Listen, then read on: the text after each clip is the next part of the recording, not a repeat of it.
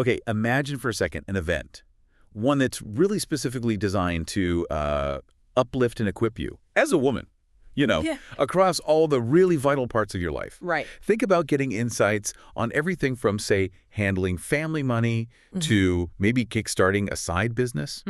Or nurturing your own health, your well-being, and even fostering your kids' development. Exactly. And it's not just like a day of listening to talks. It feels more like a strategic investment in empowerment.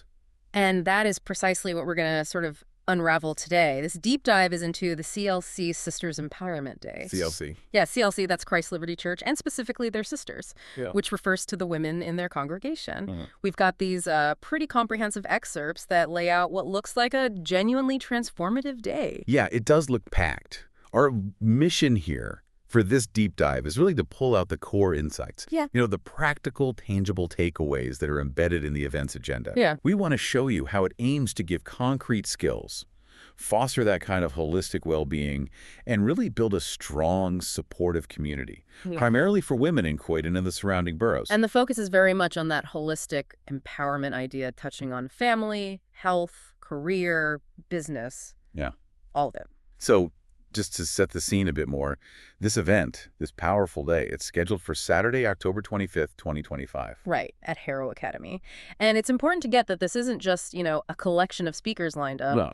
The source material really emphasizes it's a deliberate, collective effort, building something powerful together, fostering real connections, and crucially practical, actionable skills. Okay, let's unpack this agenda then, because the range of topics and the wisdom they seem to promise, it's genuinely impressive. It really is. It kicks off right at the heart of the home, doesn't it? Focusing on financial stability with Elder Patricia. Now, just for context, titles like elder, deaconess, mummy, mama, in this church setting, they often mean respected leaders, seasoned members, people bringing lived wisdom, maybe spiritual guidance too. Exactly, they carry weight. And Elder Patricia is tackling family finances and budgeting, but with a really interesting angle, couples working together as a team. Which is so key. My talks can be tricky in a partnership, but they're absolutely vital. Yeah. What do you think is like the unique insight a faith-based approach might bring here, beyond just standard financial advice? That's a really good question, and it points to a strength of this event, I think. The insight isn't just how to budget, the mechanics of it. It's how to approach money as a spiritual partnership. Ah, okay. So we can infer this session might get into strategies for building mutual trust, a shared vision, maybe even conflict resolution based on faith principles. Right. It could transform something stressful into an area of marital strength and shared stewardship, not just numbers on a spreadsheet. So aligning values with spending, that kind of thing. Precisely. Which can be profoundly impactful. Yeah, that makes a lot of sense. Okay, so once that bedrock of family finances is sorted, the agenda pivots. Wisely, I think, to personal well-being. You can't pour from an empty cup. Exactly. So, Mummy Mercy steps in. She's leading a session on healthy living, which is, broad, but vital. What kind of insights do you think that session aims for? Well, a holistic view of healthy living in this context probably goes beyond just diet and exercise. Sure.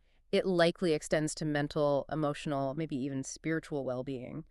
Mummy Mercy session could be about practical, accessible ways to weave healthier habits into a busy life. Sustainable changes, maybe, not quick fixes. Exactly. Sustainable changes. Perhaps drawing on a framework of, valuing one's body as a temple. It frames self-care not as a luxury, but as a fundamental act of empowerment. And from that big picture view, the event then seems to drill down into more specific health areas, often overlooked ones. It does. Deaconess Faith focuses on oral hygiene. Easy to dismiss, isn't it? Yeah. But so critical for overall health. It really is. What's compelling about this whole health segment is how multifaceted it is. It acknowledges health isn't just one thing. Right. Deaconess Faith's focus on oral hygiene, it's vital. Not just for a nice smile, but because poor oral health can quietly lead to bigger systemic problems. Like what? Like heart disease, diabetes, even complications in pregnancy. So this session probably aims to connect those dots, empowering women with easy, preventative daily habits. Small things that have a big ripple effect. Exactly. Showing how small, consistent actions make a huge difference. It's so true how those little daily habits build up. Okay, then continuing the family health theme, we have Sis Adewumne and her husband. Oh, interesting.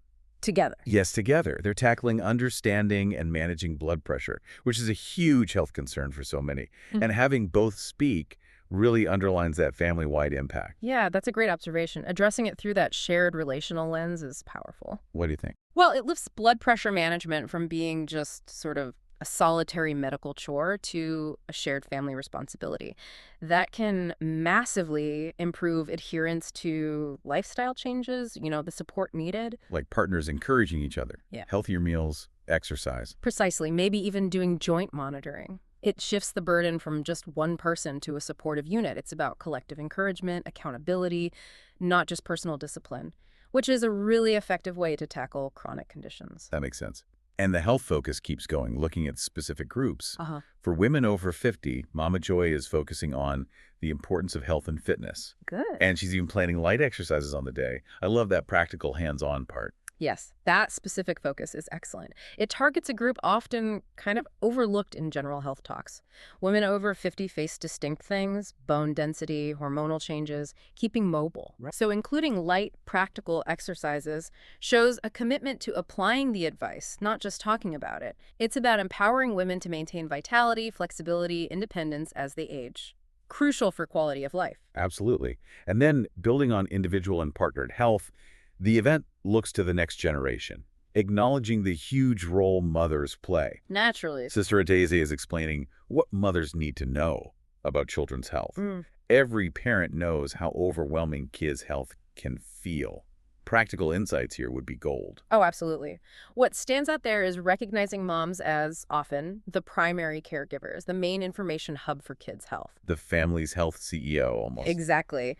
So this session likely aims to maybe demystify common childhood illnesses, explain key developmental milestones, or guide on nutrition, preventative care. Giving reliable info. Targeted, reliable info that empowers mothers, helps them make informed decisions, act proactively, reduces anxiety, fosters healthier homes. It's about equipping that CEO with the best tools. Okay, so we've covered family finances, a really robust look at personal and family health.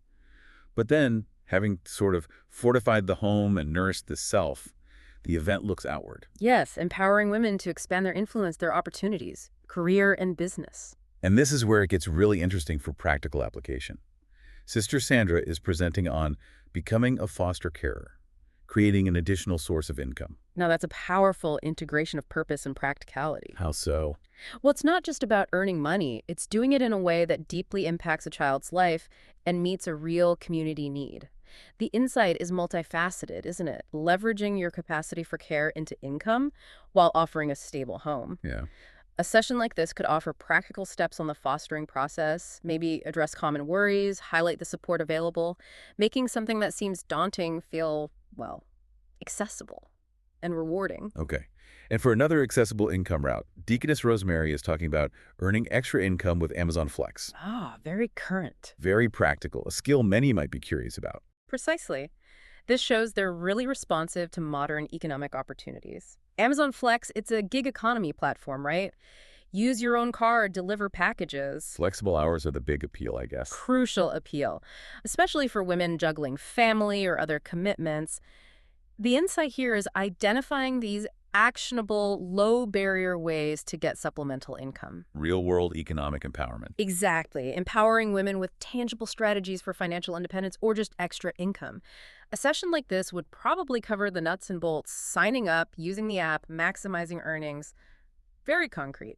So we've got the external skills covered: money, health, new income streams. But what about sort of the inner resilience, the inner strength? Good point. Deaconess Fumi is speaking on women's empowerment, learning to trust in God. And she's sharing her personal testimony, too. That sounds incredibly powerful. Yes, this is where that holistic empowerment really shines through. The understanding here is that external abilities are deeply supported by internal strength, spiritual resilience. How does that work practically? Well, trusting in God, especially hearing it through someone's personal story, can provide a real source of hope, confidence, peace, things you need to navigate life's challenges, which are inevitable. Right. So the insight isn't just faith as some abstract idea, but as a practical tool for building mental fortitude, self-belief, an enduring sense of purpose. And that then empowers everything else. It's like the foundation allowing you to use all the other skills effectively. The foundation, yeah. Okay. And beyond the speakers, there's a definite community feel with the business showcase. Tell me about that. It's specifically for CLC sisters who've paid their dues, part of the community, and they get a special discounted rate to display their businesses. They list names like Sis Val, Sis Limania, Sis Uzuma, Sis Bucola, Sis Casilda participating. Right. Connecting this back to the bigger picture, that showcase is much more than just an exhibition. It's like an ecosystem of direct support, collective upliftment. How so? By offering that discounted rate, the church is actively nurturing entrepreneurship within its own community, economic self-sufficiency. Creates a platform. Exactly, a platform for visibility, networking, direct economic support among the sisters. It reinforces that idea you mentioned earlier, building something powerful together. It moves beyond just individual empowerment then. Yes, to collective economic upliftment, providing real opportunities for business growth, strengthening the community fabric. That phrase, building something powerful together, it really does echo throughout these excerpts, doesn't it? It seems central. It feels like it's not just about a single event day.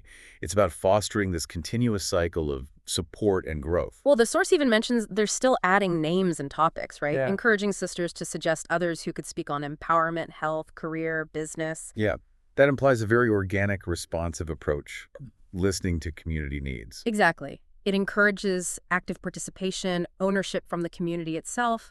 It suggests a dynamic event, evolving based on the needs and talents right there in their network. Not just a fixed program dropped from above. No, more like an organic growth process, which usually needs deeper engagement and ensures the content stays really relevant and impactful. The empowerment becomes ongoing, truly tailored by the community for the community. So thinking about all this, Yeah. what does it mean for you, the listener, as you consider an event structured like this? The CLC Sisters Empowerment Day really pulls together so many diverse threads. It does, from Elder Patricia's unique faith-based take on finances. And those vital, quite nuanced health talks from Mummy Mercy, Deaconess Faith, Sis Adewumi and her husband, Mama Joy, Sister Adeze. Then onto the really concrete, actionable income ideas from Sister Sandra on fostering and Deaconess Rosemary on Amazon Flex. And critically, that deep personal and spiritual empowerment from Deaconess Fumi. Can't forget the community piece either. That business showcase with Sis Val, Sis Lamania, and the others really highlights it. It really is a concentrated source, isn't it? Yep. Practical knowledge, different perspective, powerful community support all in one place. An event like this clearly aims to empower women, not just to kind of navigate modern life, but to genuinely thrive in all its complex aspects, giving tools for practical success and that inner resilience. Precisely. It's about equipping women, robust tools, vital connections, helping them confidently tackle family duties, safeguard their well-being, pursue economic goals, all with that strong spiritual underpinning. So as you reflect on this really comprehensive approach to empowerment, here's something to maybe mull over. Okay.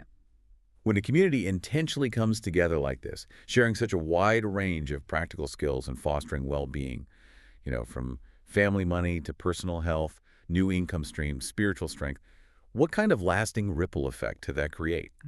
Not just in the individual lives of the women attending, but in the wider community fabric. What difference does that collective building make long-term?